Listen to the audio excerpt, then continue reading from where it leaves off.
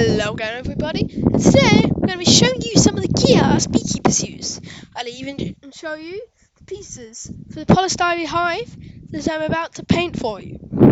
This hive will be the new home for one of my hives. I don't know if you watched Home Inspection, but if you did, you would have noticed that what I had there were 5-frame wooden nukes. Nukes are what we call small hives. They're not the kind of explosive. And we do use different kinds of hives, but that's not all. The ones, for instance, I'm using here are polystyrene, not just a different size with 8-frame.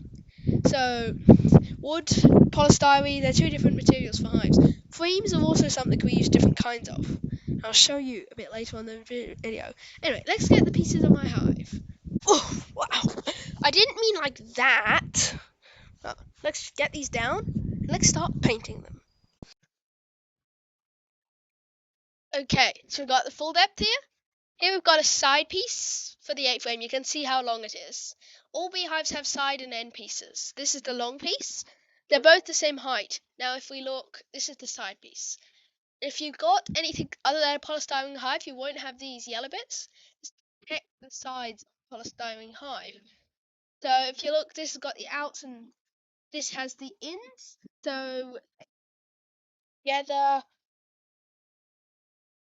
like that. They're meant to be tight so that they work,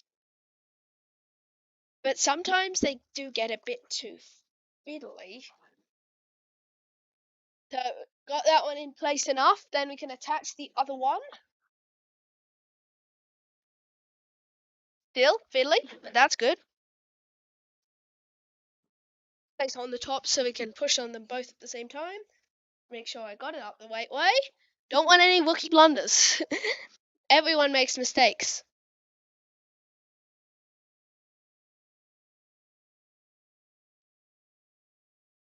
You sometimes need quite a bit of muscle. Might need an adult to help you with this part if you're young.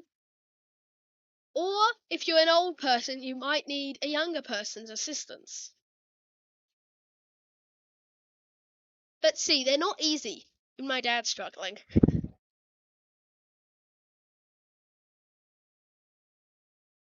Pretty much together there. So we'll get the rest of them together and then bring you back for the painting. Here we are. So we've finished assembling the other boxes. Behind me is the standard that we assembled together. The frames for that are standards. They're the most common frames, but still make sure when you're shopping for frames that you actually get standard frames. There are other types. And ideals are not the only other depth, the ones here. So the standard ones, most beekeepers use them especially for the brood chamber, which is where all the brood is. Here we got the ideals. I use, because like a standard, when it's full of honey, it can weigh like 30 kilos. I can't lift that, so I use a smaller one, so I can lift it. Pros also use them because, like my dad, for instance, on a short flow, there's less frame space in this, so bees finish and cap it quicker. So not only the little people who can't carry the big stuff use those, pros do too.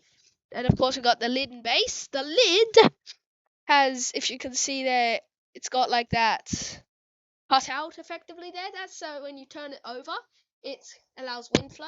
The other way, it's well insulated effectively like the rest of the hive.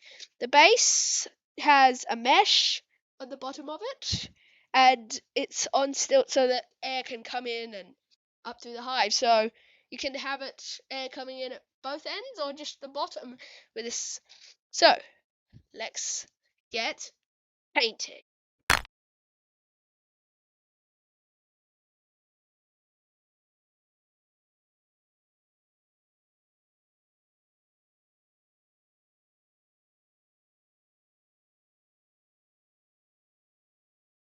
So we finished painting the hives, and it took longer than expected.